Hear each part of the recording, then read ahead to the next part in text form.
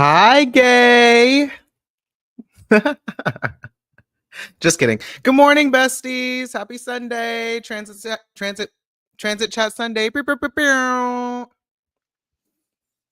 Oh my goodness. Yes.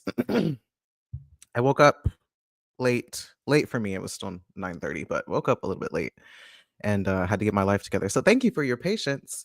Good morning. Good afternoon. It is noon. It's morning for some of you though, so it still counts. Ah, my nervous system is all over the place. How's yours? Last week was really something. It was kind of ass. I'm not gonna lie. It was kind of ass. But it went by fast, at least, I feel like. And now we have this week, which is mostly just building up to the two transits that are the namesake of this episode. But before we get into all of that, I just want to acknowledge all the besties in the chat. Good morning to Dr. Deb. Hey Priya. Hope you're having a good day as well. And yes, it was too much. Girlies are in agreement. Good morning, Sloan. Was indeed a whirlwind. Okay, so I wasn't the only one. Take your time and nourish that big, beautiful brain of yours. Thanks. Thanks. Hey, Samaje. Hey, bestie. Hey, Desiree. Good to see you here. Hey, Daria. Hello, hello. Hello, gay people in my computer. So true. So true. Okay. So even though we're only talking about two transits that happen on the same day, which is Friday of this week, we have a lot to cover because I saw a TikTok that I think perfectly encapsulates everything going on in this moment in time. HP! Hey, HP! Oh my goodness, it's been so long, friend. Hello, hello. So glad you're here. Oh, okay, period.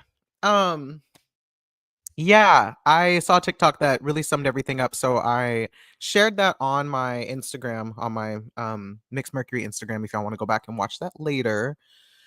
But it described so many just like things that were coming up for me personally, as well as the astrology itself, that I'm going to try my best to dissect today. It's going to be building off of last week's episode. So if you didn't watch last week's episode yet, I know it's 2 hours, but listen, it is a very full and alive 2 hours. So I recommend watching it on 2x speed if that's what you need to do, or watch it in the background while you're grocery shopping or doing something else, because it's a banger.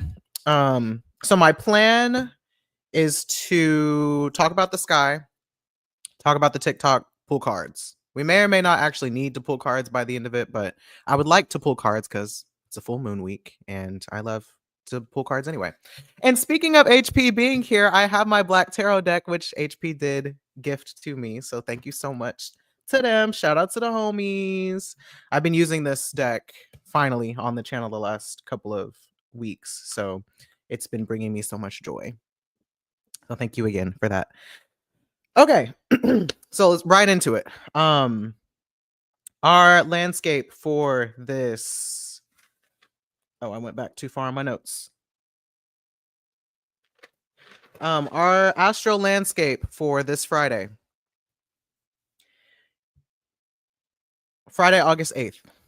We have the full moon in Capricorn, and we have one of the biggest transits of the year, and one of the biggest transits of Saturn in Pisces, which is Mars in Virgo opposite Saturn retrograde in Pisces. We only get this opposition once while Saturn is in Pisces, which is why it's such a big deal. And we only get Mars in Virgo every other year. So anytime Mars and Saturn are having conversations, it's a big deal. They are having many this year. But yeah, so the fact that these aspects are happening on the same day is really interesting to me, because this is a Saturn ruled full moon and Saturn itself is opposing Mars. So they're definitely all in conversation. The way I have it laid out is the Sun and Mercury are both in Cancer, which are ruled by this full moon in Capricorn. Mercury in Cancer is the ruler of Jupiter and Venus in Gemini, and Mars in Virgo. So we got still a Mercury dominant sky. And then Jupiter in Gemini is responsible for Saturn in Pisces. And then Saturn in Pisces is responsible for the full moon in Capricorn. So we do have a nice little loop going on, which means our messages should all coalesce as we are discussing it today. So like I said, Mercury in Cancer is our main ruler of this. Well, I won't say it's the main ruler of this moon. Saturn in Pisces is the ruler of this moon, but Mercury in Cancer in its little retrograde dance is definitely the loudest planet in the sky right now. But the moon in Capricorn has a lot of weight, and then Jupiter and Gemini and Saturn and Pisces are both kind of negotiating power amongst each other. Like we talked about last week, and just a refresher for those who weren't there, Mercury is doing Mercury things in a moon way whenever it's in Cancer, a moon/cardinal way. So we're talking about things like embodiment and control and regulation themes. The moon is doing moon things in a Saturn and a cardinal way. So Saturn as far as reality and Saturn as far as material and psychological reality, but dealing with things like control and regulation again. Jupiter is doing Jupiter things in a Mercury/mutable way. So Jupiter behaving in the way of wanting to accumulate and disseminate data and information while also trying to beef up its discernment and certainty. And then finally, Saturn behaving in a Jupiter immutable way. So Jupiter as in making sense of things and making sense of things and relying on context to create meaning and using that mode of discernment as its main tool during this time. Cool. So the moon in Capricorn is the one I want to start with. And you see me looking down, it's because I'm looking at my notes. I have to remember everything that I said that I just wrote down in the stream of consciousness. But what I wrote here is that usually the moon, because the moon is at home in the sign of Cancer, usually the moon in Cancer would tune into and respond to its own body as a way to feel a sense of control over both itself and over other people by way of having influence over other people's emotions.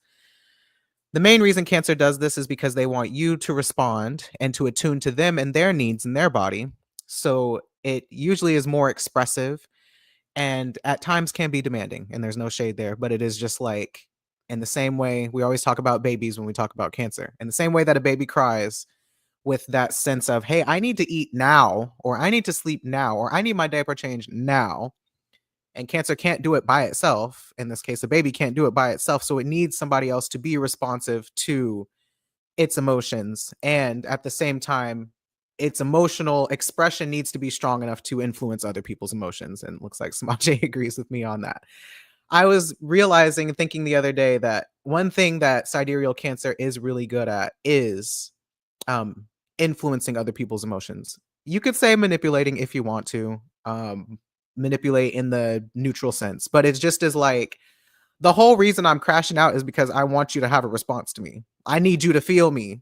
Like, don't just tell me you feel me. I need you to feel me. Otherwise, you may not actually be motivated to move or change or do something to the environment that would actually make not only Cancer, but arguably everybody else more comfortable, usually. So when the moon is in its own sign and vibing around, that's usually how it behaves. And that's something that I think a lot of us could benefit from in a society that is so repressive. Hint, hint, weak, weak, nudge, nudge. Red to filth again. Well.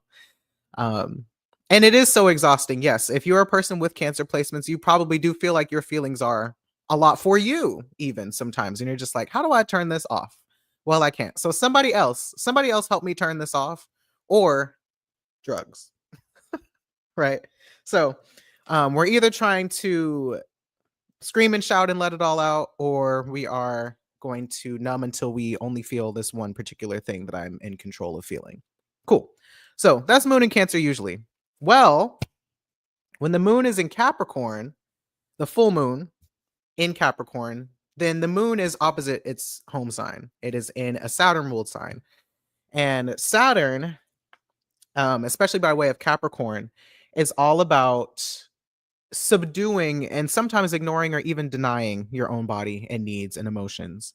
And this is mostly dependent on external circumstances. Because remember, earth signs, which Capricorn is, are all about conforming to, in this case, the resources that are available to them, conforming to the environment around them, trying to make themselves fit somewhere else versus trying to make the space fit them, which is more fire and sometimes water type things.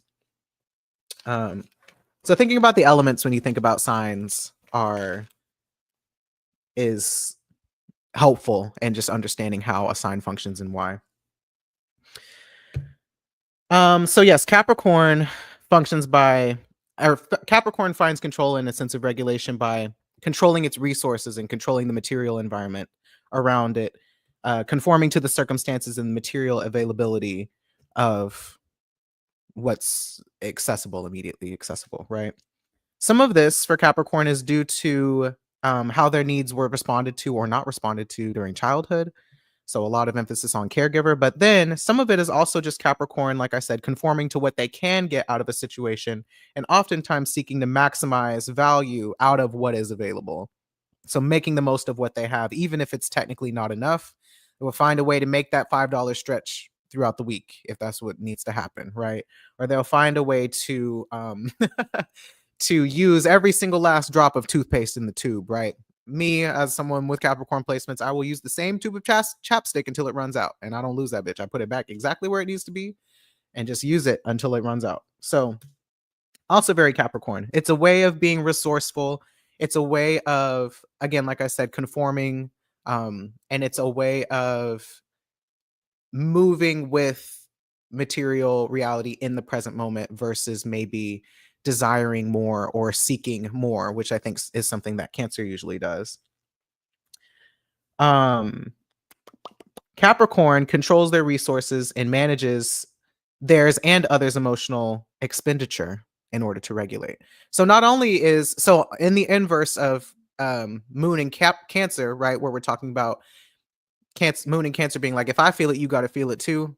Capricorn is often the opposite, especially Capricorn Moon, where Capricorn Moon is like, I'm not finna crash out and neither are you. Like, nobody's about to crash out. Everybody stay calm. Okay. Everybody focus on the mission. This is what we're going to do. And we'll cry about it later. And then later never comes. So we'll worry about that another time. But today, we need to get through today. And if y'all saw the story that I used to announce live today, it was definitely which tarot card is it in that post? I thought that was so Saturn. Somebody on Astro Twitter posted that, and I was like, nothing is more accurate. It was a Nine of Wands. It says, I don't think I can do this. And then the next loop, I have no choice but to get through this. And the next one, I proved to myself that I am more resilient than I thought I could ever be. And then it goes to, I wish for a break that seems to never come. And then back to the top. I don't think I can do this. If you've ever wondered what it was like to be not only a Saturnian, but also a Martian Saturnian, it's like that.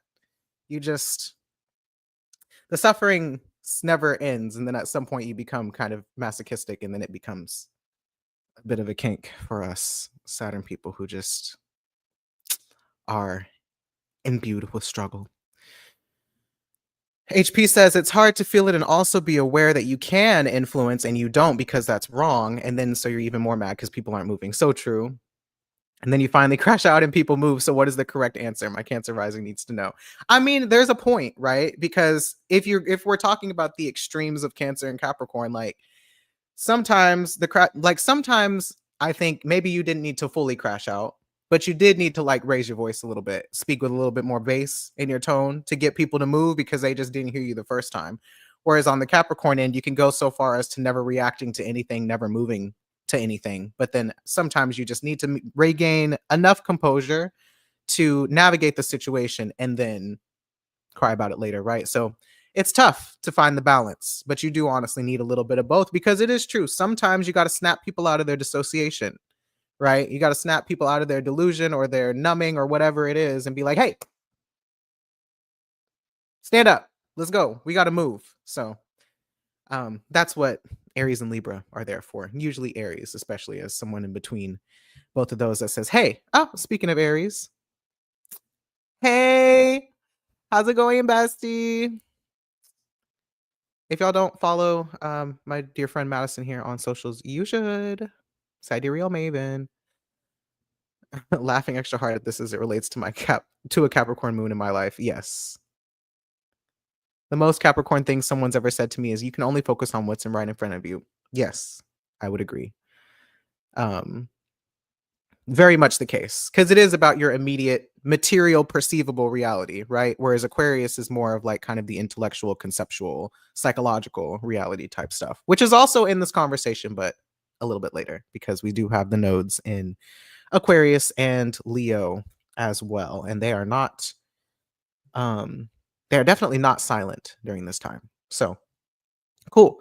Um all right, so still on this Saturn or this moon in Capricorn dialogue that we're having. I mentioned that Saturn in Pisces is the ruler of the moon in Capricorn.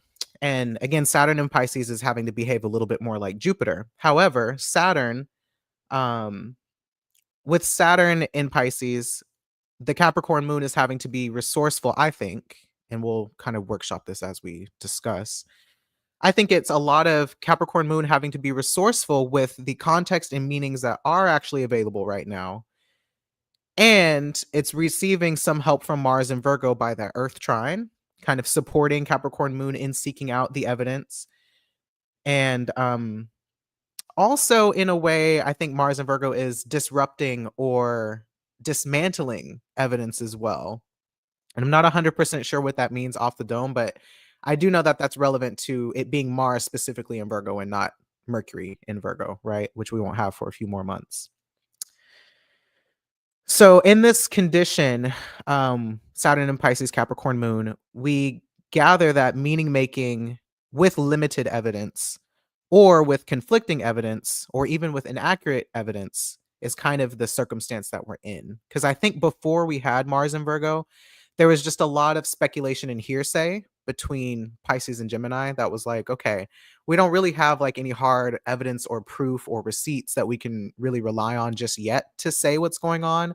But based on the conversations that we're having and the things that we're noticing and clocking with each other, um, we're able to draw some conclusions. And then Mars and Virgo enters the chat and says, okay, so here's a lot of information. However, again, it may not be coherent information. It may not be um it may not be super easy to recognize the pattern with this information because of active efforts to deceive us, right? Or to lie to or manipulate us.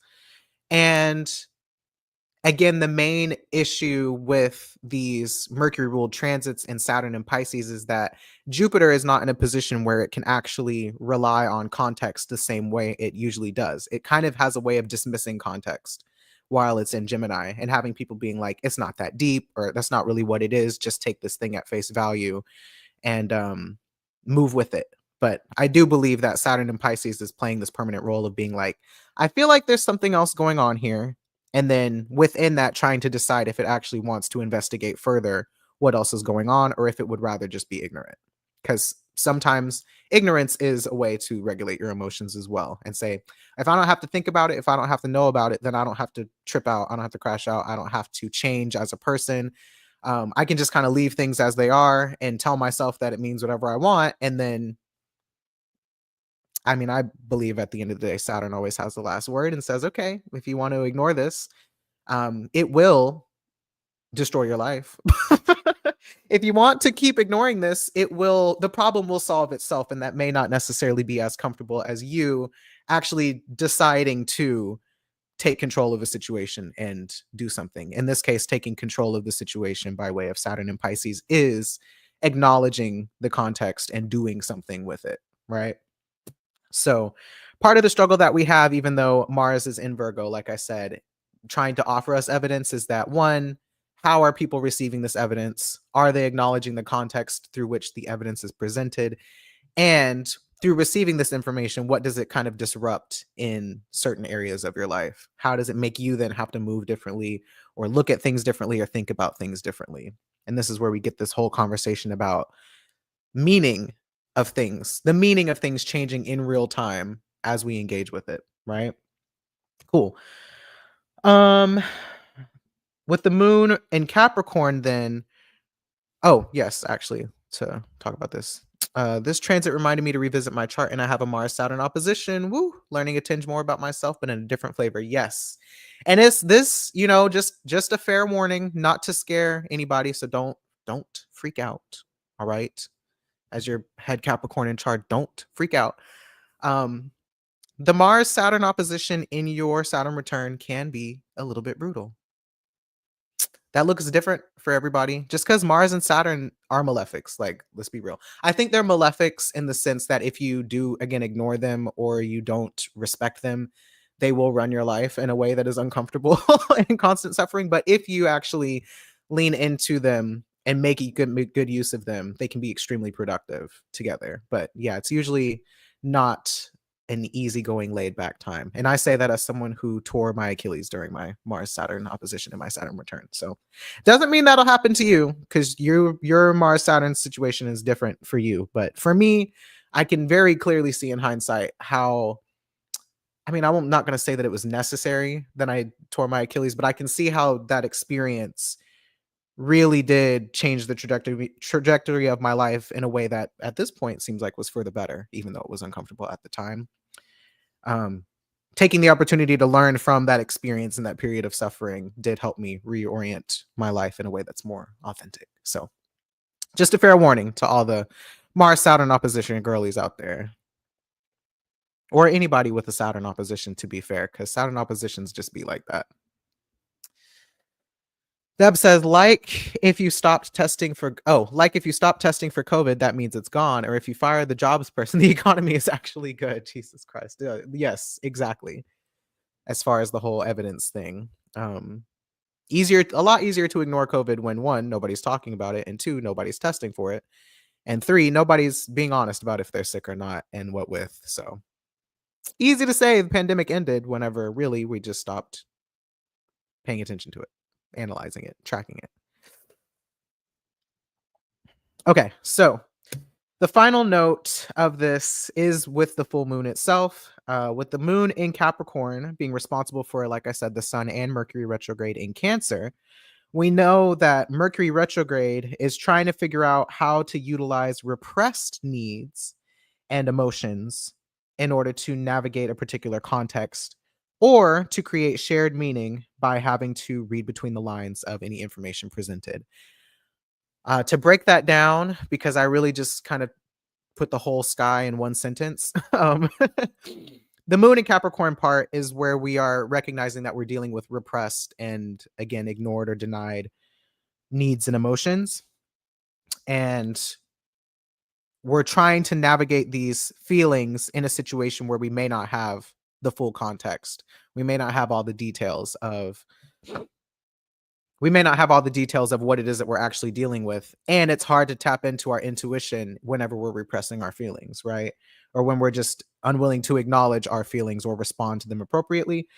So, and for good reasons, might I add, like, you don't consciously repress emotions and needs. Like, sometimes, using this as an example, sometimes it may not make sense to crash out if you don't have all of the evidence to really nail down the crash out, maybe. Because it's like, you could be wrong. Sometimes the only way to find out is by crashing out, right? Sometimes a conversation a conversation that actually illuminates the feelings that are present rather than ignoring the elephant in the room. Like we talked about before with Saturn and Pisces, there is this element of the elephant being in the room and people just being like la la la la la la la la la la la, not going to talk about it, not going to look at it. But then again, what happens when you actually acknowledge said elephant and negotiate with it with the other people who are also in the room with said elephant? So I'll read it again. Mercury retrograde is trying to figure out how to utilize repressed needs and emotions as information to navigate a particular context or to create shared meaning by reading between the lines of whatever information is present. Yes, exactly, Carrington. So that's kind of a general overview of the sky. And then we shift into this conversation where I want to reference that TikTok I talked about that I think I mean, I think it speaks to just the world in the last 3, 4 years, 5 years, 10 years, longer, whatever. Um, a lot of, like, baby millennials, and I think some elder millennials as well will probably really feel this because we were the main ones who experienced this shift from, analog to digital, if you will, or, from being outside to online.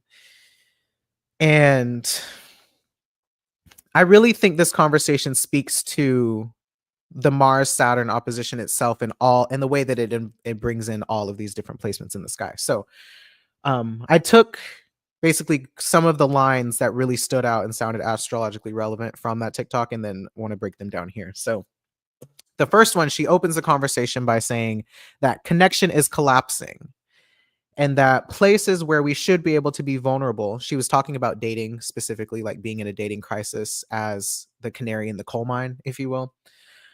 She says places where we should and honestly have to be vulnerable are crumbling, and that's also a larger statement about just where we are in real time. So, um,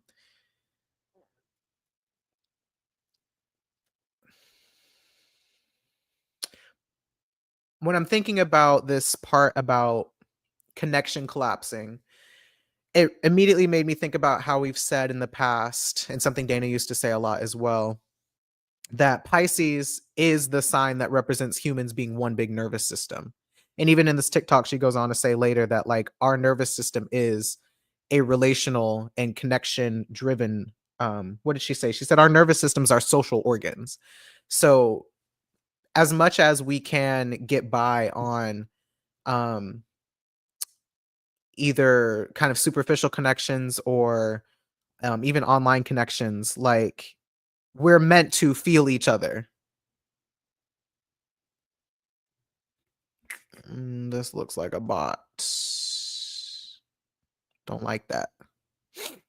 Um, we are meant to feel each other, right? Water signs, Scorpio, Cancer, Pisces, all of them speak to humans' abilities to feel one another, even without language, even without words. You can be in a room with somebody else, and if you're paying attention, you can feel the energy in the room. A lot of psychologists will tell you that connection is anywhere from 70 to 90% nonverbal, right? It's emotional, it's body language, it's some vibe that you can't really name or can't really see, but you can feel it. And our nervous systems are designed to function in that way. So the ways that we connect are largely physical and nonverbal. And when we've been placed in a situation or in a dynamic where that's being removed, that's falling apart in real life, then our connection and those unspoken bonds that we have with each other start to fade away as well. Even if we're making our best, like psychologically, for them to be there, physically and emotionally, it is fragmented. And so connection is collapsing really makes me think about Saturn and Pisces, right? She goes on to say to use cable as an example, which I thought this was a phenomenal example. She says there was a point where television didn't ask you who you were, it just told you what was on at 8, and that was called infrastructure. I thought this was so poignant, it immediately made me think about the connection between Saturn and Pisces and the Aquarius North Node, right? Because Saturn, Aquarius, North Node is ruled by Saturn and Pisces. Um, and just how Leo and Aquarius are about identity and the way that we perceive ourselves. And it immediately makes me think about us really losing the sense of shared identity, especially through online spaces and all of our respective algorithms kind of leading us in this direction that maybe is more us as an individual. But at the same time, as we always talk about with Leo and Aquarius, like, yes, there is a decent amount of self that is created within your own imagination and the idea and the self concept that you have in your own mind. But so much of identity is also shaped through other people, your interactions with other people, and the things that they project onto us and that we absorb or internalize, but also that we just can witness through other people being a mirror to us. So, connection in this case um, is not only biological in the nervous system sense, but it's also psychological in the way that I can only see myself because I can see you, and you can only see yourself because you can see me and vice versa. Like there's a lot of seeing and being seen that also makes up your sense of self, identity, and connection with other people. And one of the ways that we used to do that, even though one could argue that TV itself is maybe a way of distracting or taking away from connection. In this particular example, when we did have cable and all of us had the same channels versus everyone having a different streaming platform and being divided up by subscriptions and algorithms. There was a time where no matter where you lived, at least in the US, we could all be tuned into the same TV show at the same time with the same commercials and be able to um, all tune in at the same time and comment and enjoy media and have this shared experience, adding to our connection to one another. And I think that's something that we still try to do on social media, but it gets fragmented whenever we're not all watching shows being released at the same time. I definitely believe that that's why Love Island is still so popular, even though the show itself is kind of mid, is because we, as the viewer, online on socials, are watching it come out every single day of the week together and then having a conversation around it and imposing and projecting our own meanings onto what's happening, even though what's largely happening in the objective senses, where we're just watching a bunch of hot people hang out around a pool and occasionally they might get into some drama with each other. So, yes, watch parties, exactly. Um, and yes, I'm definitely going to talk about the whole government ID thing too, because I think that's relevant to Mars and Virgo. So she goes on to describe this as us having been culturally braided by media, even if we weren't necessarily even on the same networks. It's like I think she said she could be watching Cartoon Network and you could be watching Disney, but at the end of the day, we're probably still um, having the same commercials marketed to us as children. Whatever random product placement thing for 1999 that they want to advertise to us, we're probably at least getting the same ads, if not um, a similar theme when it comes to broadcasting. And we at least know that one of us is going to be watching something during prime time at 7 p.m., 8 p.m., and talk about it the next day. But today, and I love the way that she phrased this, she said, now we lack a bass note, which in music, the bass note is the thing that brings all the instruments together, right? And this is due to, yes, social media, as well as all of the algorithms that drive them. And the added piece of it being that it's also splintered our identities, because now there's the version of yourself that you are online versus the version that you are in person with people. And those can be two completely separate things.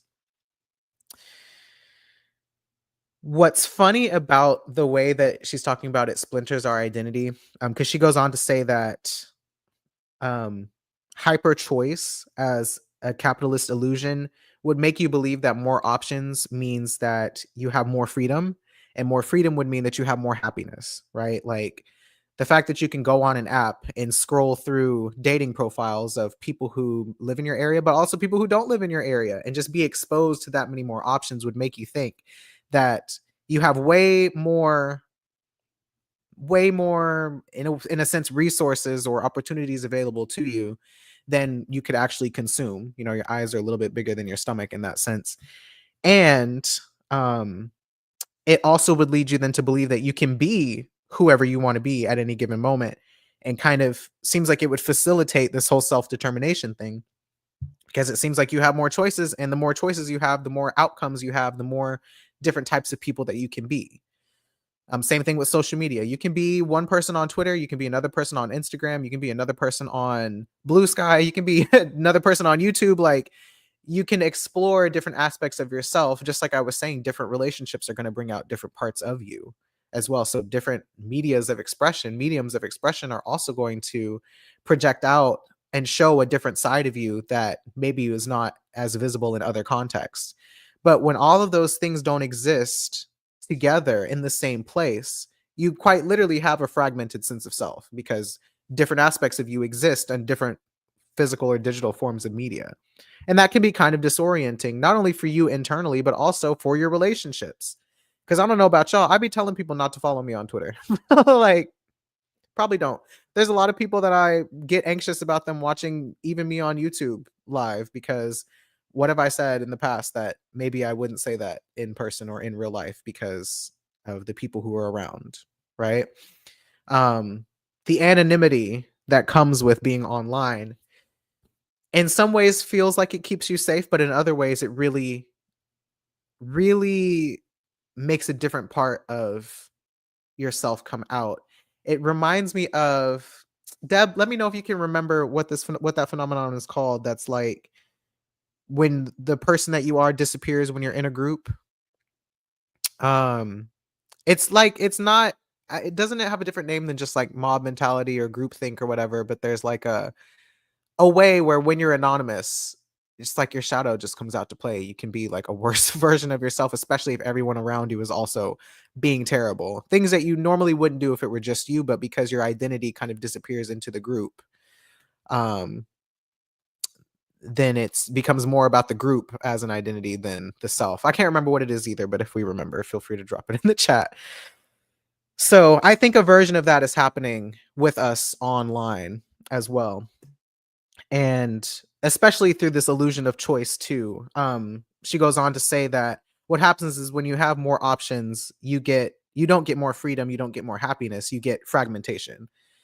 Because like I said, parts of you are dispersed into different areas of life. And through that fragmentation, you experience loss of a collective sense of self or a collective identity or a shared meaning over things. And that to me is like the epitome of this opposition, what it's kind of showing us, along with Jupiter and Venus being in Gemini at this time.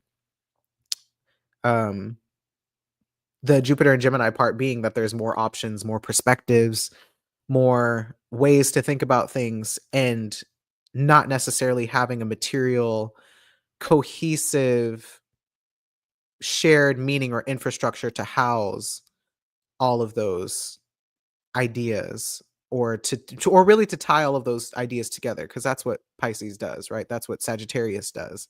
It says all of these things mean something within this shared context, but without that shared context, things kind of become meaningless really quickly, because now it only means something to the individual.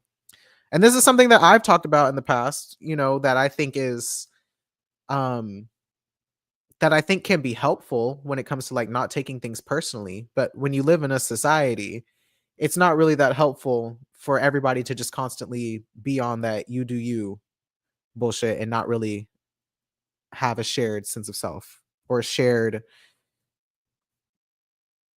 yeah, just a shared, what am I trying to say? Like intention or goal or culture or whatever it is, right? Yes, more content doesn't necessarily mean diversity of content. Also agree. Also agree. If you use YouTube without your personal algorithm, ciao. And I'll come back to that too. But okay. So shared experiences. Um, wait, can I read my oh. Goes on to then talk about how usually there's a natural point in your life where those shared experiences start to just naturally fragment. And she says it's in your late 20s, which I was like, that's during your Saturn return.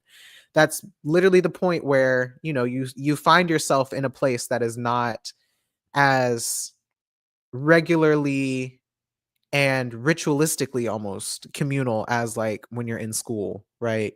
Going to school with the same people every single day, and then you have birthday parties every year with whoever your friend groups are, and then you maybe go on trips together, or you're graduating class at the same time, or whatever. You stop being in this collective space, and you move more into the self-determination aspect of life, where now you have to make decisions on your own, and you're not necessarily on somebody else's schedule, which on the one hand is liberating, but at the same time, now you might find yourself shedding a lot of relationships that were once meaningful to you, simply because you're not in proximity with each other anymore, or because your lives are just moving in different paces, or you have different desired outcomes for what you want out of life.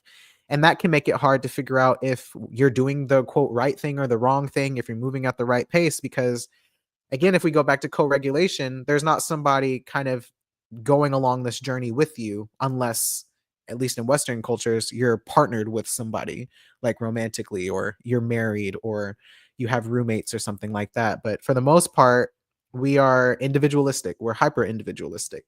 So your sense of time and your sense of self and your sense of meaning becomes a becomes an individualistic pursuit, and that just fragments you from other people even more, right? So too much of that is disconnecting from other people, and it can be hard to then find new people. But before, and this is where the social media and the technology aspect comes in. Before, if you wanted to find community, you would have third spaces to go and find community and show up and meet these people at, whether it's at church or it's at the mall or it's at the movies or it's some physical place, the library, the park, whatever it is that was free and accessible. And if it wasn't free, you didn't have to spend $20 every single time for everything that you need. You could just show up and other people will be there. But now, due to inflation, due to the pandemic, due to um, just all these different ways that everything has become transactional, it's now like a class divide added in as well, where if you don't make as much money as the homies, you're probably not going to be doing things with the homies as much anymore because you're in different places in your life. They got a 9 to 5 corporate and you're a starving artist. Like, you just exist in different worlds at that point, which then shapes your politics, which then shapes, so many different things that you're unconsciously projecting meaning onto, that are really just based on your own individual experiences and not this shared collective experience that maybe we've had in the past. And not only is that happening in the material sense, but it's also happening in the psychological sense because of how much being online is a psychological endeavor more than it is a material one.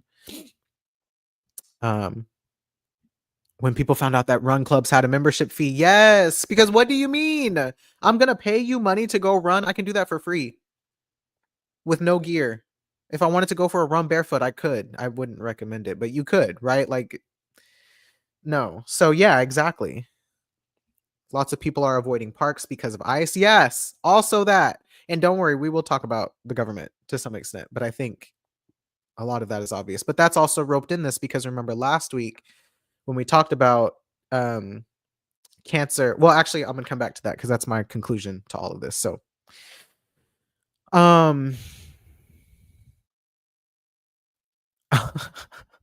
okay, so um, used to find your belonging on live, but now, so we've been given the option through technology, through social media, through iPhones and everything else, smartphones, to find community and relationships online, which for many of us during the pandemic was a godsend, right? Like it was necessary to keep us to help us survive.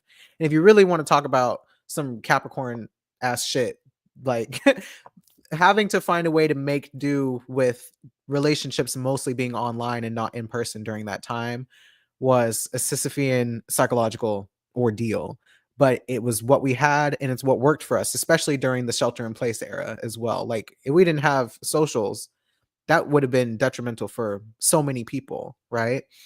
And on the other end of the spectrum, and I could definitely speak to this myself, only having relationships online has its limits because, again, our nervous systems are social organs. We need to be in person physically with other people in order to have a lot of really basic fundamental psychological processes and biological processes function properly.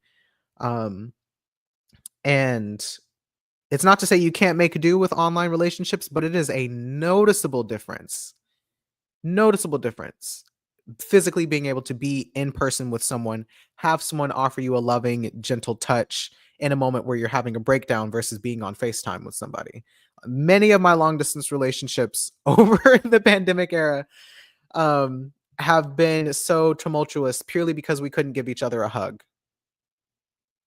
Like, I would find myself feeling like something was constantly missing because I can't reach out and touch this person. And then when they were in person, I would be like, "Oh my god, everything I was just all of that was in my head. Like, why did I freak out about that? This person is right here. I can clearly tell what's real." Right? A sense of, I don't want to say sanity because that feels ableist, but I like a sense of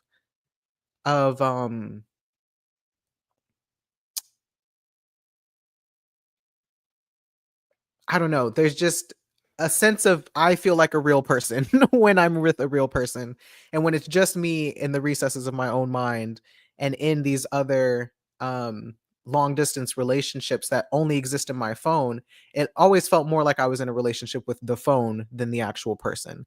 Embodiment is part of it, but it's really the Saturn, it's a Saturn word that I'm looking for to replace the whole sanity thing that we used to have on it from Dana's Wounds and Gifts, because I don't really like sanity for that. And I had a word the other morning when I was driving to work and I should have written it down, but I forgot. So when I remember, I'll come back to it. But it's like a material and psychological cohesion, basically, that says, okay, I'm real and I know that I'm real because this person is physically right next to me that I can experience with my senses, and they are also real, right? Something like that. Um Yeah, clarity, part of it as well, but it's just like it really is like regulating. It's grounding. It's I don't know. It's just so easy for your mind to impose things that maybe aren't actually happening when you don't have a physical person in front of you to be like, "Hey, yeah, I don't know about that." You know? And that speaks to a lot of this whole moon Saturn and sun Saturn opposition that we get between Leo and Cancer on the sun moon sign, and then Cancer or Capricorn and Aquarius on the Saturn side. Um, so yeah, distance. The thing with there are just elements of a person you can't get to know or understand if you don't see them in the flesh. Completely true. Completely. It's been unreal actually to realize how true that is. Because you really think that you'll know somebody, and then again, if so much of our communication happens non-verbally and happens without without anything even needing to be said, like, you ever just get around somebody and their energy just irritates your spirit? Or you get around somebody and you're instantly like, "Ah," and you've not even said anything for real? You're just like, "Wow, this feels nice." Like, that's the magic of the human nervous system, if you ask me. Very spiritual as well. Ah, yes. Okay, so, um, then the other aspect of it just being that, like, yes, you can find your community, you can find belonging online, and it's relevant and necessary in the ways that it's relevant and necessary, but it has its limits. And the limits are often being that you are feeling alone and in a dark place, losing your mind with the people who are immediately around you, and the people who you actually fuck with live on the other side of the country. Like, you can't just up and be with those people, especially again if there's a class issue where you don't have money to just uproot yourself and move across move across the continental US or move to another country, or it may not be safe to do so for whatever reason. So these barriers are just not easy to overcome materially. Um, and that just ends up being one of the big drawbacks of so much of our lives being online and fragmented in this way without a shared anything, really. So you do you really did a lot of psychic damage to a lot of us. This is exactly what I'm experiencing now. Making friends in person is a challenge. It's terrifying. We will come back to that. Um, yeah, so this saying, if your relationships aren't local, it doesn't matter how much time you spend talking to people, your body will always feel alone. And that, if nothing sums up the last 5 years for me, and probably for a lot of y'all, it's that. It does not matter how many conversations you can have with people online, as meaningful, deeply meaningful as those relationships are to you, your body will always feel suspended in midair. It just, and I like was having physical manifestations of that for much of 2022 and 2023, because it was just like, wow, nothing. Like, ironically, the best that I felt nervous system wise, even though I was back in my parents' house uh with being temporarily disabled by not being able to walk, I did actually feel like more of a person in a way that I had 2 feet on the ground. Well, a foot and a half on the ground. um any times that I've hung out with Madison, times that I've hung out with Carrington, my besties in the chat, it's just like, oh, okay, maybe the world isn't gonna end tomorrow. you know, maybe I'm not gonna have a heart attack today. Maybe I'm not going to disintegrate into the other side. Maybe I can stay here on Earth a little bit longer. Um, she also makes a reference to Catfish, how the show Catfish was not just about the desperation of connection, or not just about the what does she say? It wasn't just about deception, right? Like pretending to be somebody else um online, but it was about the desperation for connection that came with it from people on both sides. Like so desperate that you're willing to pretend to be somebody else, and so desperate that you're willing to just kind of believe that the person is who they say they are without any real evidence. And that show was not just like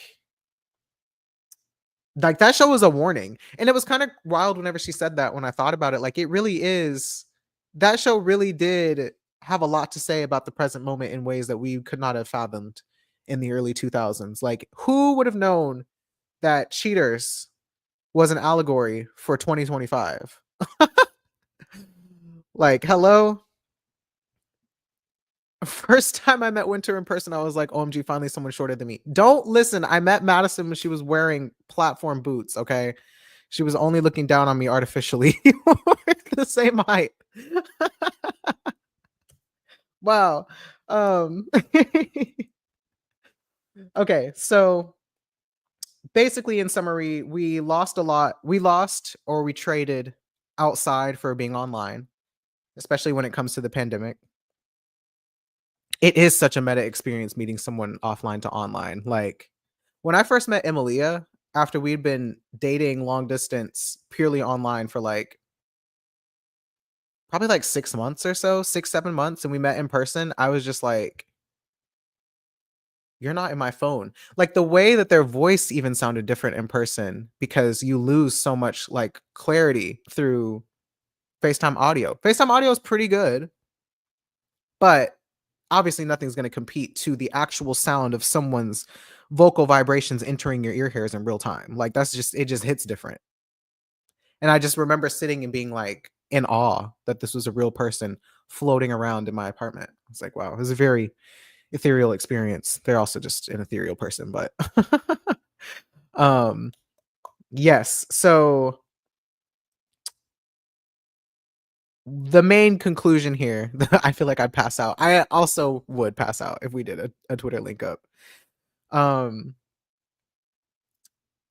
so basically all of this in summary is saying that like we want someone who gets the references that we get, right? When we're all out here quoting TikToks and memes to each other. We want someone who understands the reference, which is really sharing context with us. And it's not to say that, all of online and social media needs to be completely destroyed. I don't think that's the case, but I do think we need limits and we need boundaries for our online lives. Um, Nothing online, the final quote that she really left me with was that nothing online is going to scratch the itch of showing up for your own life. And I was like, oh, oh my. Nothing online is going to scratch the itch of showing up for your own life. All that FOMO that you get watching other people live their lives on Instagram, like that FOMO is not real. That FOMO is just you saying, why am I watching other people live their lives on this screen instead of going outside and creating an experience for myself? And it's scary to do, mind you. Like it's not easy, especially for all my indie folks. Like we have a weird time peopling with neurotypical people, but sometimes it just must be done. Even the experience of being around neurotypical people can help you navigate and understand your sense of self in ways that just can't be done alone or online, right? And we've been preaching and preaching about community for the last several years, I think, in the shared relational responsibility sense, but we really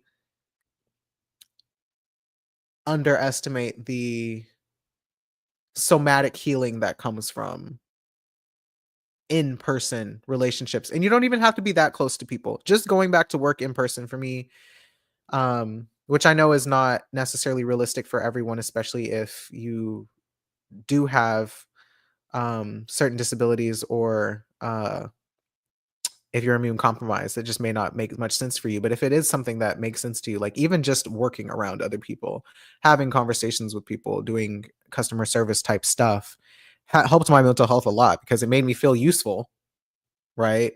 And relevant and needed, which is some core human needs. But it also just reminded me that I was a person and not just a figment of my own imagination, believe it or not. Helps you stop dissociating just a little bit. Okay. My political summary of all of this before I pull cards, and we're right on time at an hour, is that, which I think is pretty obvious to a lot of us now. But one big realization that I had that should have been more obvious sooner is that a lot of, you know, how I've been saying that the Mars retrograde between Cancer and Gemini is connected to the Mercury retrograde in Cancer right now, which is also connected to the upcoming Jupiter retrograde in Cancer and then Jupiter in Cancer transit, and how Cancer transits in general have spoken to a lot of our consumerism and consumption habits. And it's spoken to our desire for control over our circumstances and how we use consumerism as a way to feel in control of our circumstances, as well as like the ways that we engage and consume media and all that other stuff. Um, I think along with that, and a lot of the Cancer transits we've had, even besides the ones that I just listed over the last 5 years since the beginning of the pandemic, and all the oppositions that those Cancer transits made to Saturn and Capricorn.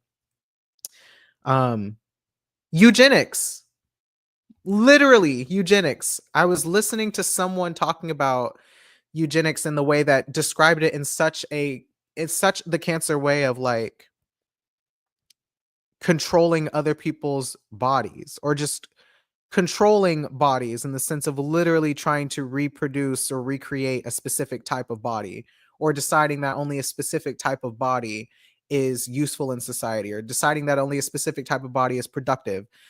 Just a lot of trying to control bodies, literally being eugenics. And I know we've obviously like have talked about eugenics ad nauseum, but we've reached the point now where I think as soon as, because again, I think Mercury retrograde in Cancer is actually like bringing the eugenics conversation to the public consciousness, whereas before everybody kind of thought that a lot of us were fear mongering and wanted to just be dismissive of disabled people. But now it's like, no, literally what's happening right now is eugenics in more ways than just one. Like, if you thought that it was just the pandemic and the vulnerable falling by the wayside, no, babe, it's Sydney Sweeney has great genes. Okay, it is ICE raids. It is algorithms requiring ID verification as a way to steal your identity, or to steal your data and use it and turn it into an AI bot that looks like a real person. Like all of these things are eroding the fabric of what it is to be a human. Corporations now even having more rights than most people. All of this fits in to eugenics for us, basically. And I think it makes me concerned. I think this theory will definitely be validated when Jupiter stations retrograde in Cancer later this fall. And then we'll see for sure next year whenever Jupiter is moving through Cancer. Um, and in this trine with Pisces, because that's really the thing that's happening that nobody's talking about. Is, I'm not going to say nobody's talking about it, but people are struggling to wrap their minds about it, wrap their minds around it. I think just while Jupiter is in Gemini, because people hear the word eugenics and they only think about Nazi Germany. They don't think about the fact that Nazi Germany took notes from the US first, and that the US was the first and the best that ever did it. All right. Like people are not fully connecting the dots just yet, that all of these things are related, because they just want to take at face value that ad is really about genes, and that American Eagle was only ever marketing to white people. Like, I need y'all to think deeper, not y'all, but people in general. Think deeper. But I think that's just hard to do while Jupiter is in Gemini. So I think once Jupiter is in Cancer and shit gets real and gets palpable and becomes physical and a little bit more material in the physiological sense, then I think people will see it. And I hope that that's not because more things happen to make it blatantly obvious, but also That is a trine with reception to Jupiter, to Saturn and Pisces. So I think shit gets real when Jupiter enters Cancer. I'm gonna think about it more. This is not me fear mongering. It's just giving you a heads up. Um, the benefit of that transit, because if I'm gonna give you all the bad, I'll give you all the good too. The benefit of the trines that we're experiencing between Pisces and Cancer is that we can feel things. Like, we can feel things, we have feelings. So much of Saturn and Capricorn and Saturn and Aquarius were us heavily repressing in order to survive. Remember, crash out later, we'll deal with this later. And then dissociation from the fact that we experienced a global collective paralyzingly frightening trauma that was the COVID pandemic. And people, because of their own and our collective um eugenics related beliefs that say that you're weak if you have feelings, you're weak if you got sick and died, you're weak if it's not just a cold for you, you're weak if you don't go to the gym 5 times a week, you're weak if you are this, if you're that, whatever insert opinion about body. We've made bodies mean something related to eugenics versus acknowledging the fact that when you undergo a trauma as severe as the pandemic was, collectively everyone's going to be fucked up. Everyone's going to be fucked up at varying levels from that and dealing with it in varying ways. And that's why people's behavior is so erratic and and just why people's behavior is so erratic right now is because everyone is trying to process what happened and nobody's allowed to really talk about it, because the minute you bring it up, people are looking at you sideways for bringing it up. So it's just a lot. Yeah, you're weak if you give a damn. They'll call you sensitive and then tell you that it's really amusing to them that you're getting so emotionally riled up about something that's actually extremely emotional, something that's actually worth being riled up over. And the whole reason we can't get free as a society, as a people, as humans, is because nobody wants to crash out. And it's not that nobody wants to crash out. I mean, there are real consequences to crashing out, like the strongest military on the earth, but I digress. We can't even fight for our rights. We would rather fight about celebrities and influencers on reality TV shows than we would to do other things with people who actually have power over us, you know? So that's what it always comes back to for me. But the benefit of being able to feel things is that when you feel things, you can connect with other people. So I'm sorry to say it, even to myself, but in order to connect with others, if you get nothing from this live, you guys, in order to connect with others, you have to feel something. You can't be nonchalant. All right. You can't. You can't be nonchalant. You can't be cool, calm, collected, and chill. All right. I know I'm saying this as a Saturn dominant person, but you have to feel something. You have to let yourself feel something, good, bad, ugly, joy, sorrow, anxiety, pressure, defeat, defensiveness, anger.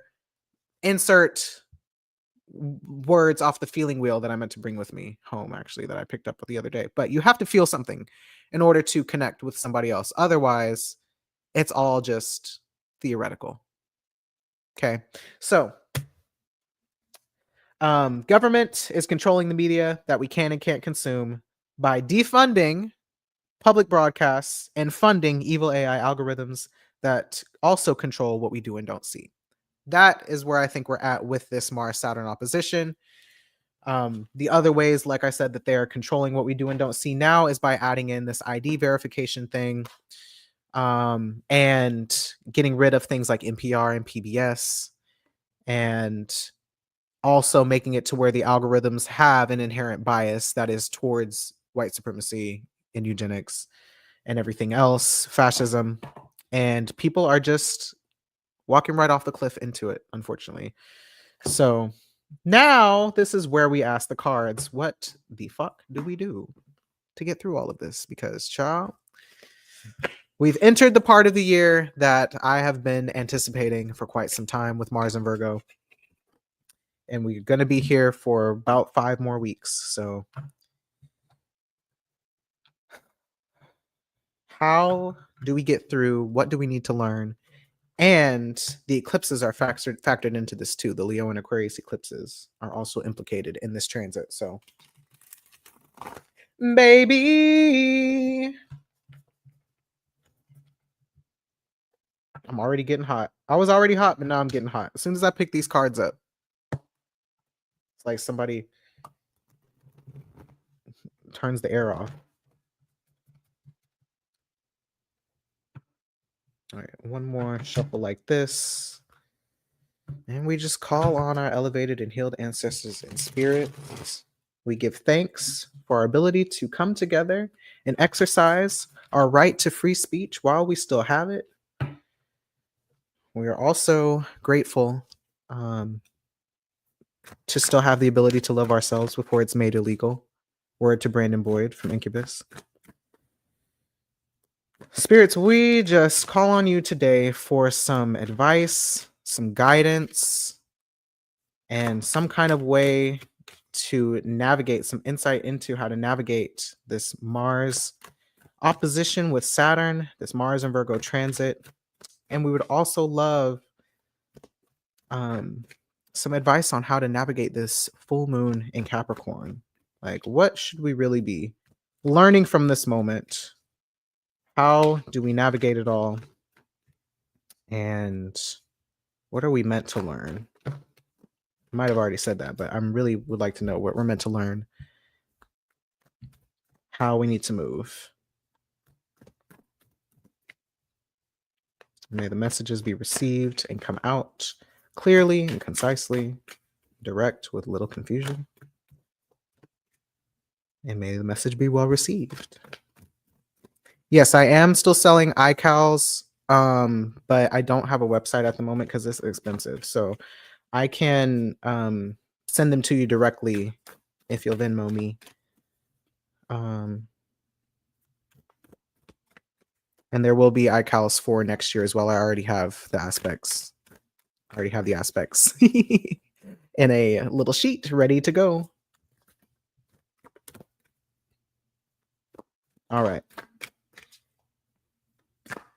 And so it is. Ashe, amen.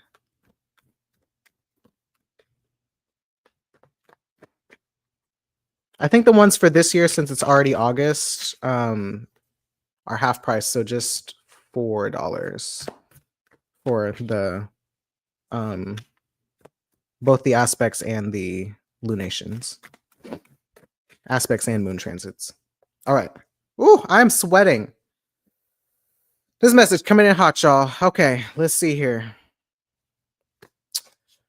Our card on the bottom context for this message is, oh, 3 of coins. Okay, come on, 3 of pentacles. We love to see it. All right. So we have 3 of coins on the bottom, and we will also have our first card, 5 of coins. So definitely working with the earth theme here. 5 of pentacles. Whew. This is such a Capricorn card. Every time that I see it, I'm not surprised that we would see it for a full moon in Capricorn reading. So 5 of pentacles. 3 of knives. This is my favorite card. This is the card that I usually look at that makes me decide if I want a deck or not. But I actually haven't seen it in this deck because I just like the artwork in this deck overall. 3 of swords, man, in the obstacle position. Shaw, I already know where this is going. This is a Capricorn ass reading. And our solution, the Hierophant. Oh, Hierophant, Hierophant. Love that we have a major arcana. This is a very cute card.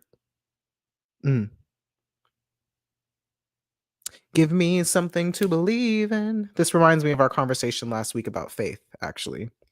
It's giving off the top without even getting into what the cards mean. It's giving something about faith in relationships, faith in our ability to build. Like we have to, it's feeling like it's about faith and trusting people. It must speak to my heartbreak specifically. So true. Man, yeah, it feels a lot about trusting people. It feels a lot about grieving. It feels a lot about having faith despite it all, and learning to trust people again. So, all right. First off, 3 of coins. Boop. Also, if you haven't liked the live already, please like the live.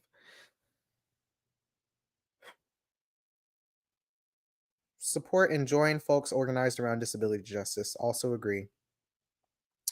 Three of coins. So I actually don't always have a ready um interpretation of this card because I just don't see it super often. But three of coins makes me think about collaboration and working together towards a material goal or like a material outcome. Um, and I know Earth can also represent themes about the body in the material sense. So, kind of on the Capricorn, Taurus, Virgo side of things, where relationships are not just emotional, but they are material, they are tangible, they are sensual. And um, how You know what it also makes me think about? Like, I know in this image we have a person drawing a picture of a person, which I think is kind of interesting considering we were talking about how often we learn who we are through the reflections and projections that we experience of other people through other people. And I think in this particular depiction, it is potentially drawing someone who maybe is an ancestor or a family member or a relative or a friend or someone that you care about and like materializing their image in this way. But it's making me think about how like when you play on a team, right? Any kind of I played sports, right? So I always talk about sports. Um or when you're physically building something together with other people, you get a sense of camaraderie and connection and belonging that you don't really get when you build things by yourself, obviously, but whenever you get a sense of, yes, camaraderie, but there's like a stronger sense of trust that's like, oh, we just did this thing together. Like we each had a role to play. We each showed up and we played our role, did this thing and accomplished this thing together. It like really bonds you and cements bonds in a way that I think a lot of other things don't do. Like actually creating something together and seeing the outcome of your efforts, your shared efforts is like a manifestation of that sense of belonging and connection that you have. So I think it's a very powerful thing. So it kind of makes me feel like, yeah, it could be talking about organizing. It could be talking about just having more, I'm going to say productive, but by productive, I just mean creative. I'll say creative instead. More creative relationships or relationships that are centered on creating or accomplishing something that can be high stakes or low stakes, playing games together like we do at work all the time, team building activities, right? It creates a lot of trust, it creates a lot of connection, it facilitates growth individually and collectively, right? So bonding activities is what 3 of coins is making me think about. However, our situation card is the 5 of coins here. And 5 of coins, 5 of pentacles is usually depicted as two people out in the cold, outside of like a church or a place of refuge of some sort. And for whatever reason, they won't. Yes, you can send on Cash App. My Cash App is this. And when you send it, send me your email address as well,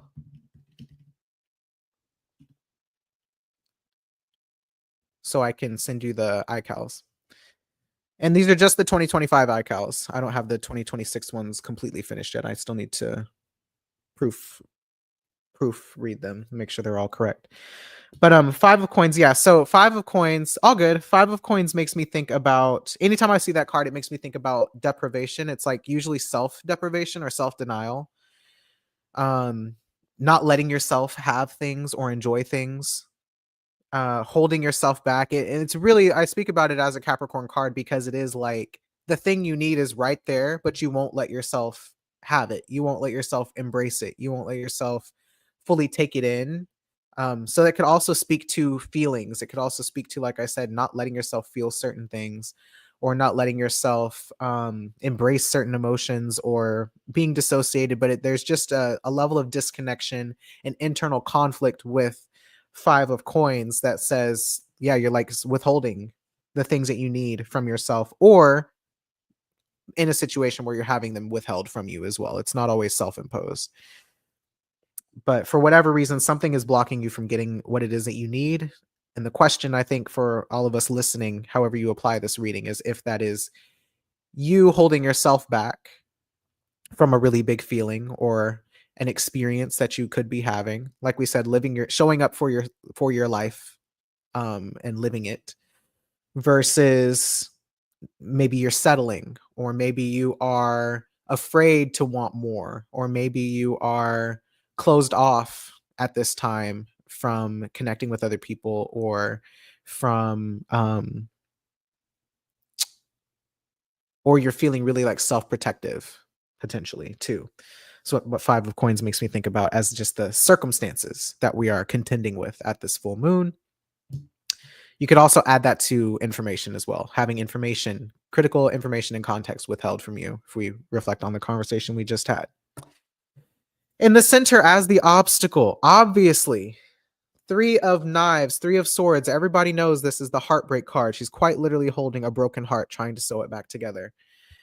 As much as I think Three of Knives is about heartbreak and grief and just dealing with the fact that your feelings are hurt, it's also about trust and like being honest with yourself, being truthful with yourself. Because I think a lot of the swords suit, the knives suit, is about trust and is about the truth.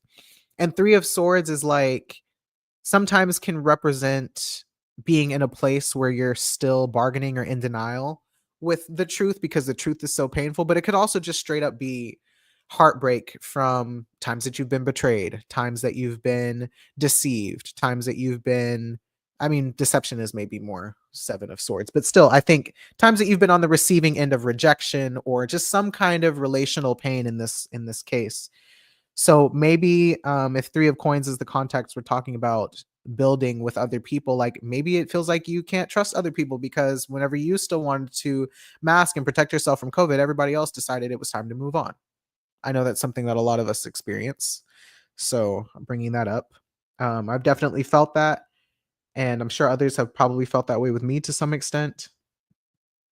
Um, it could be that you're just drifting apart in certain relationships. And so trying to find new relationships feels intimidating because it does require a level of trust and vulnerability from you that um, maybe you're not ready to engage with just yet. It feels daunting or it feels intimidating. It feels scary. It could be that you are literally going through a heartbreak right now. And so why would you? It could be with the Five of Coins here too. It could be that you are grieving in silence or in isolation and dealing with a lot of heartbreaks, or dealing with heartbreak or grief by yourself instead of letting other people hold that experience with you and as you move through it, right? There's so many different ways that you could apply this sense of heartbreak and grief, disappointment, rejection, whatever it is that Three of Knives might represent for you. And that is the thing to overcome during these transits. I especially want to say trust because this is such a mutable, dominant time for us, that trust, all the trust that has been lost in our relationships and just as a society, like we don't trust each other. We don't trust each other in any capacity. And it is really hard to connect and build again when you don't trust people. So it's kind of ironic because on the one hand, Three of Coins is saying like, yeah, you do actually need to have material experiences of trusting someone in order to feel like you can trust them. Like you have to have the trial and the error of making an attempt to trust and then either having that trust work out or not work out, right? But you never know unless you have the experience. And I do think that's something that mutable signs don't really like. And I think that this Mars Saturn opposition is kind of like, oh, I don't really know. Because how do you gain evidence that you can trust someone if you never physically do things, if you never take that risk of trying to trust, right? Like, how do you know if you don't try? Mars and Virgo is very risk averse, but it gets to a point, I think, for Mars and Virgo where they're like, all right, I have enough evidence that the only way I'm really going to believe the evidence is if I have that material experience myself. So I might as well do something and see what the outcome is going to be and then make more decisions based on those outcomes, like we've said before. So I do think that's the internal conflict that we're dealing with right now.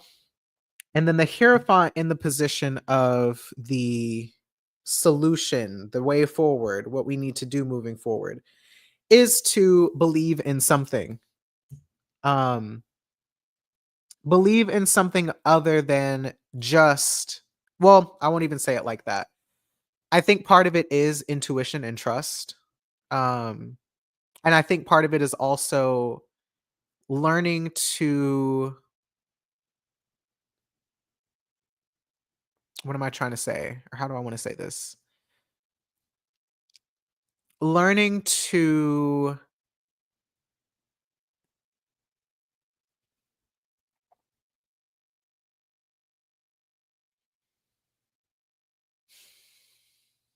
it's really learning to differentiate. I'll use a Mars word. Differentiate truth from personal narrative, I think. And I know the Hierophant itself is more about like these larger institutions that tend to gatekeep or that tend to either gatekeep or what's it called? Allow to gatekeep or approve our participation in them, you know, like religion and academia and government and whatever else. Like I do think that's part of it, but for this particular reading, it feels a lot more like having faith in something, having faith in your ability to trust yourself, having faith in your ability to move past the heartbreak, having faith in your ability to trust again. And I'm trying to say like differentiate the difference between when I say differentiate the difference between trusting your intuition versus allowing your story and personal narratives to change. It's like a lot of times our personal narratives, maybe not a lot of times, but sometimes our personal narratives are what they call cognitive distortions. It's meaning that you gave to a situation because you didn't have other context. And a lot of times this is something we do as children because children are ignorant. Like they don't know shit. What are they supposed to know? It's their first 5 minutes on earth. Of course, they're going to make everything about themselves. Of course, they're going to internalize and personalize everything that happens around them as something that they caused. When a lot of times, or, you know, something about them is the reason why you're not getting a need met. Something about me is the reason why I can't keep a relationship. Something about me is the reason for why I'm alone, right? When in reality, our relationships exist within systems. And those systems are not just like these larger systems, capitalism, whiteness, patriarchy, so on and so forth, but the relationship itself is a system. What both people bring to a relationship determines how that relationship evolves through time. And so it's easy to take all of the responsibility for how your relationships turn out because it makes you feel more of a sense of control over not only how that relationship turned out, but also it fills in the gaps of all of the unknowns of how that relationship maybe would have turned out otherwise if you were different. But sometimes it really don't even be about you. You know, sometimes it's just a fundamental compatibility issue. Sometimes the other person has their own agenda. Sometimes the material circumstances bring out certain aspects of yourself in a moment of time, and those versions of yourselves are interacting in that relationship. And then when the circumstances change, you change with them. The relationship either stays together or grows apart. Like there's just so many different reasons for why that heartbreak occurred, that relationship dissolving occurred. There's so many different reasons why that thing fell apart that may not be the reason that you're giving it or the story that you're imposing into it. Yeah, sometimes people's values change. Exactly. Um so sometimes it just be like that. Like this why that's why I like this card. I think this is a Saturn ass card cuz sometimes it just be like that and it hurts. And a lot of times like I said, Pisces, the way that we use Pisces to regulate our emotions is to make meaning out of a situation. But the meaning that we give it doesn't have to be the truth. Absent all other evidence, right? But at the same time, and this is really coming back to the square and I mean the opposition between Pisces and Virgo, like sometimes um shit, I just lost my train of thought. No, it was so good. Come back. Sometimes it just be like that.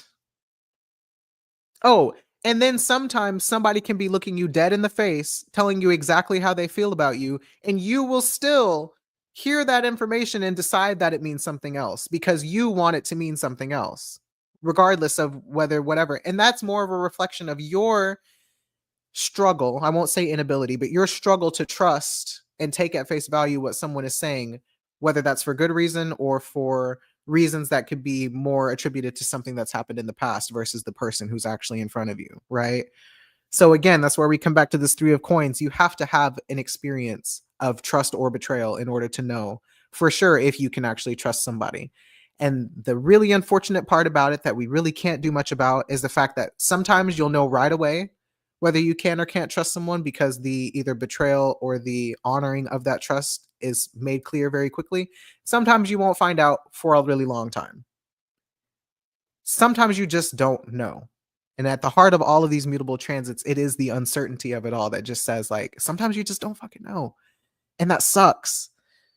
But you kind of just got to work with what you got in the moment. And the real trust, I think, in this, I've probably said this a million times, but I think the real trust in all of this is trusting yourself to get through whatever it is, no matter what it is. Again, unless you just die and then it's somebody else's problem. But um trusting yourself has less to do with you making the correct decision in a moment and more to do with you figuring out how you're going to move from one moment to the next after every decision that you make. Like the uncertainty is, will I be able to handle whatever comes after me making this decision? Because sometimes we're scared to make decisions towards things that we do want for ourselves because we're like, what if I fuck it up? So sometimes we just don't make a decision at all. But the trust comes from no matter what happens after I make this decision right now, I will be okay. And I won't just be okay because I got me. I will be okay because somebody else also got me. Like I don't have to do this alone.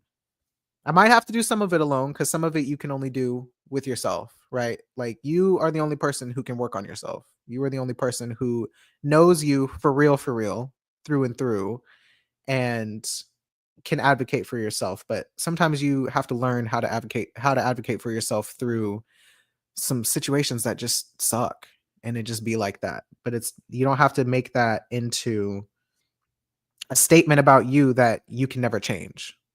Or maybe it is something about you that you can never change and you just need to accept that. But whatever the case is, I think the Hierophant says a lot about having faith in your ability to navigate difficult, trying relational situations. And the way that you navigate is through the meaning that you give to that situation and the amount of faith that you have in yourself to get through it no matter what. Like, I just think that's what that is. And if you need an external, I was going to say external locus of control. I mean, kind of that, but also an external something to believe in, your spirituality, your religion, science, like whatever it is, thing that really resonates with you that helps you feel a sense of security with the world around you. Like use that along with what you want for yourself, your desires, your hopes, and your dreams as the thing that helps keep you um that helps you stay authentic while you're trying to make decisions. I think that's something that Sagittarius is really great for. Now, we don't have any Sagittarius in the sky right now, so it doesn't really make sense for me to tell y'all to rely on that. However, we do get two Sag moons, like I said, two Sag moon transits, one that will be right after the full moon in Capricorn and one that will be towards the end of the month. So those would be good moments to really tap into some kind of, yes, anchor or system of faith or yeah, whatever process you need that keeps you aligned with your intentions for yourself and how you want to navigate a situation. I think that's the key here. And we're not going to defeat fascism overnight. Like I do think that's something a lot of us need to come to terms with, is that I do think when it comes to capitalism and fascism and everything else, like a lot of things, it's a very slow change. It's a slow shift into it that has been happening for a long time now and is kind of reaching a culmination point now. And the shift out of it is equally as slow. So I do think we need to understand and respect that, because even if everything were to crumble and fall apart tomorrow, what are we going to be left with? We're going to be left with having to rebuild and reconstruct all of it together. And that's going to take some time. It's going to take some trust. It's going to take a shared motivation and shared intention and shared outcome. And we haven't even managed to agree on that yet. So I know we want relief now, but we're not going to get the big sweeping relief that a lot of us are craving. We're going to get small amounts of it in increments over time. And we have to find a way. Sorry to be the Capricorn. We have to find a way to make that work while we move towards the larger goal. So,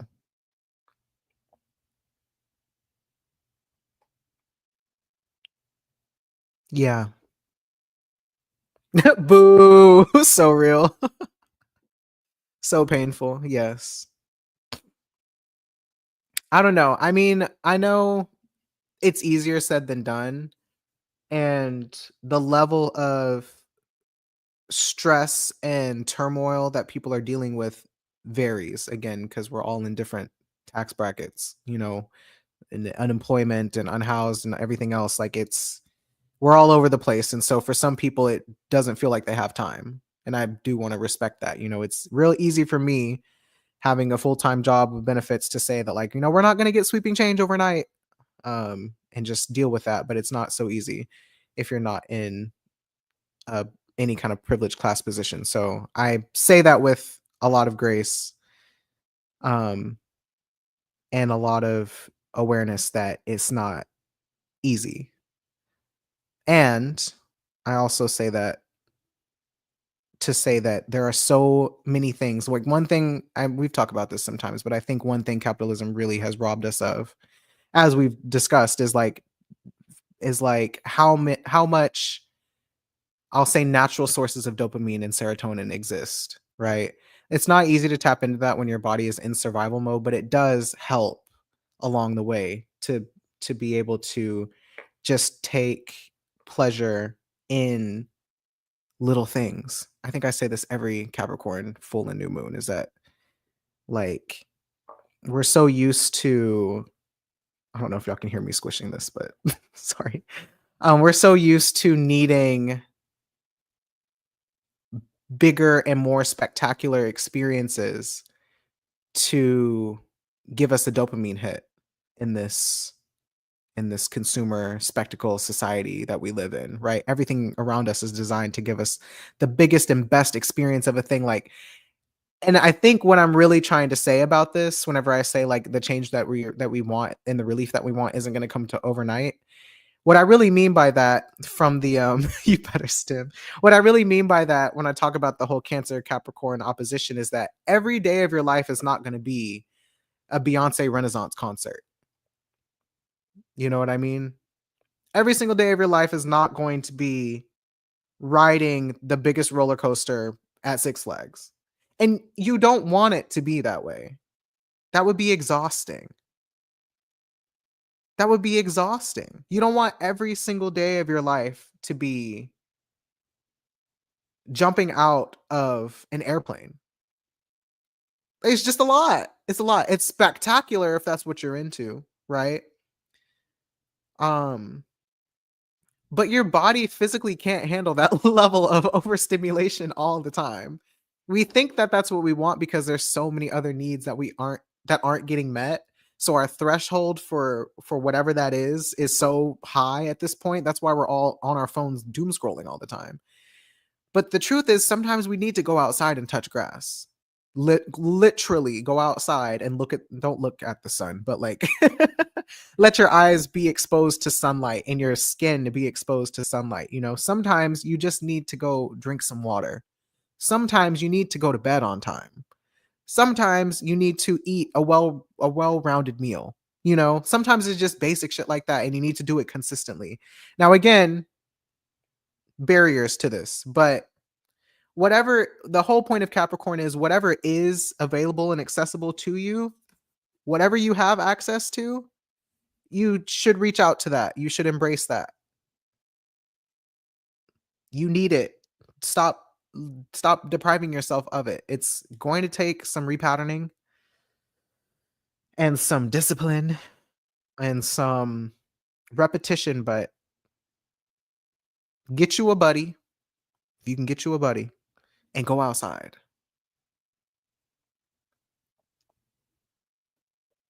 Go to bed on time though, mostly. I want everybody in this chat. I'm yelling at myself. Everybody in this chat, go to bed on time. Challenge yourself to go to bed on time for a week straight. And if you already do that, well, aren't you just fucking special? Okay. Good for you. Well regulated, getting your rest. But for those of us who are nighttime goblins, all right, go to bed on time for a week. Whatever you got to do, drink some chamomile tea, all right? Like whatever substance you need to get you asleep at that same time. I need you to figure you out a little routine, nighttime routine, and honor it for a week. And then talk to me on next Sunday and let's talk about it. Yo, this is so real. So real and true. Same. Mars and Cancer was great for me having some kind of discipline. But Mars and Leo said, "No, baby, we staying up because we can. Why not? No, no. Go to bed." That's your answer for this full moon in Capricorn. Go to bed. Go to sleep on time for a week. And then let's reconvene next week and see how we feel. And if you don't do it, don't beat yourself up, but you will try again.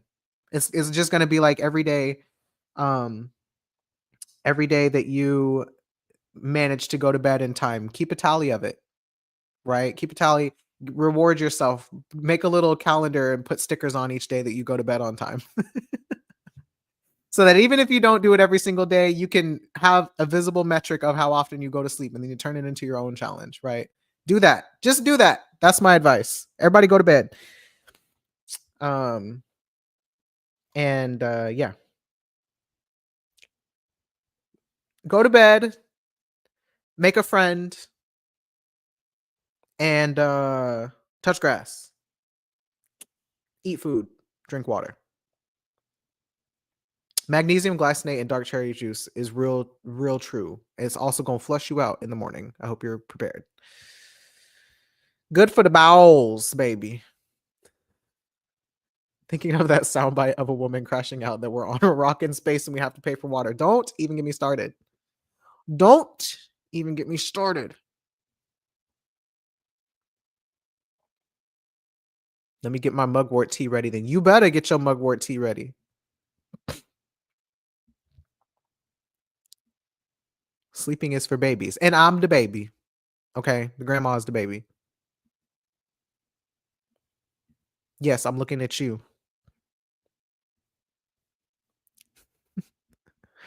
I need it bad. I'm going to try. Go to bed, Catherine Jackson. I'm so serious. Okay, that's all. I'm done. That's enough.